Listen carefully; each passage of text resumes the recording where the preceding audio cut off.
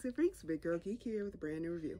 And today I'm here to review The Flash, Season 6, Episode 17, Liberation. Y'all know what time it is. It's time for the Geek Out. Hey.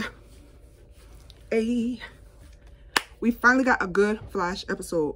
Right off the bat, loved it, enjoyed it. It was so much better than last week's and the episode before that, before coronavirus took everything out. So we saw the return of Bloodwork. Next week is Godspeed. I can't believe it. I like Bloodwork. I thought he was a great villain first half. So I'm really excited to see him come back and see what he has up his sleeve. I am a little disappointed we did not get, well, I'll say some of the things that disappointed me. I am a little disappointed we did not get to actually see Barry build this huge entire Speed Force machine, that artificial Speed Force that he built with Cisco and with Chester. I don't know. I was just a little upset we didn't get to see that. Cecile's power still didn't make any sense. I don't think there was an article saying that maybe Joe left for good. I don't think that's happened, because then what would be the point of Cecile? She would just have to go along with him. But yeah, it's a little sad we didn't get to see that science part of it. What else disappointed me? Cecile's powers all of a sudden now are detecting something's wrong with Iris, Mirror Iris. Where was that at for the last 6 months, sis? We had like a very, very short scene with Caitlin. I know something's going on with her. I tuned it out. I saw her on the screen and I went like, boop. I don't know. I just don't know what's going on with her. She's sick. I guess that is going to explain when she goes on maternity leave.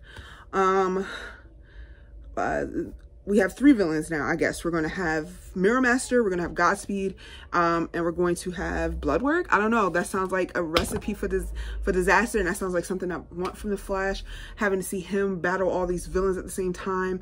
I think that'd be really cool if that's the path that they're going through, but I can't with The Flash. I can't get excited, because the minute I get excited off of one good episode, the next four episodes are trash. So I'm just gonna learn from my mistakes. You see what happens when Barry Allen is the A-plot of the story and it focuses on him and Iris. I mean, it's a completely different story. If you know who writes for them, please let me know in the comments. There was a great scene at the end between him and Candace when they're on the opposite sides of the mirror, giving us all the mushy West Allen stuff for the West Allen shippers. As a West Allen shipper, absolutely loved it. And we didn't get to see that much of Star Labs. Whenever we aren't in Star Labs that much, I'm kind of excited, because being in Star Labs, they were in Star Labs so much for like season 4 and 5 that it just was like, oh, I'm so sick of Star Labs. Yes, but Barry being smart, Barry rambling when he's talking about his science things, that's what we love to see from The Flash. And we got to see him do a lot of great stunt work and a lot of great scenes and sequence where Mirror Iris was kind of like the Terminator from Terminator 2, giving me Terminator 2 Judgment Day vibes, when she like made her arms turn into these long like swords. They kind of did that. I think they did something like that on Black Lightning too.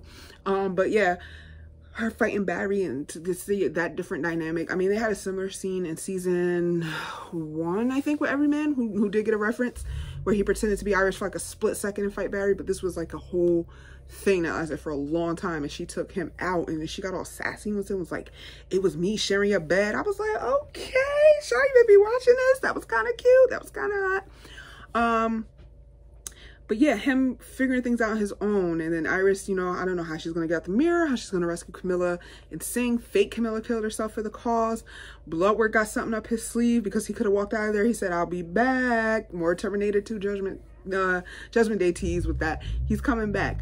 But it's just so much that was good that, like I said, but I don't want to get my hopes up, because I know how The Flash does. I know what The Flash does to me. They'll give me this great episode and I'm like, yes. And the next Tuesday, they're gonna fuck up Godspeed and it's gonna bring me down. But fingers crossed it's not gonna happen. What you guys think of the episode? So much has happened with Iris faking him out, making it look like he was the mirror image. That was great. I don't know what Nash was there for. His gadgety gadget didn't really work. Again, Cecile's powers sometimes work, sometimes don't. So that was kind of like a little plot hole. But yeah, great acting with Grant and Candace as always. Did you guys see Grant recently did a podcast where he said that he suffers from anxiety and depression, and he was an asshole to crew on set in season 3, which kind of goes along. There have been rumors, previous guest crew members, directors or crew members have said that Grant could be a bit of a diva, and he kind of confirmed it. So I mean, check out that podcast he did. with Michael Rosenbaum from Justice League, you know, does the voiceover from Smallville, and he voiced the Flash in the Justice League series. So check out that. And I'm like, I don't know how I feel about that. I don't know how I feel about that. That kind of like put me off a little bit to Grant with that. I mean, just because you're suffering, which is horrible, and I'm glad you're able to get the help that you need, doesn't really justify you being a jerk. But I think he cleared all that up, and he's a better person now. That's a little disheartening to hear when you hear that somebody that plays one of your favorite characters was a jerk in real life. But if you've caught that podcast, let me know, and we'll talk about that too in the comments. But I enjoyed the episode. Stella acting again from Grant and Candace. I mean, they carry the show. That's why they're the leads. That's why they were hired to play these characters. Barry will never love any other woman besides Iris West Allen. And it was a great episode for those two characters. And we finally, it took a long time for him to realize that that's not his wife, but we got there. Dang gummit, we got there. Finally. Great episode. I'm interested to see what they do with the Speed Force canon, what's going to happen with Ralph and Sue, what's going on with Cisco. I mean, next week they're going to be dealing with Godspeed, but I feel like Cisco and Barry should definitely be on it now that they know that their loved ones are missing.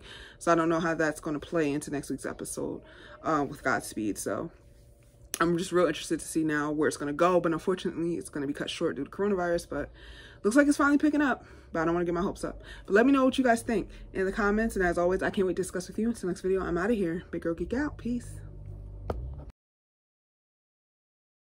Hey, where are you going? You just watched a cool video. Subscribe.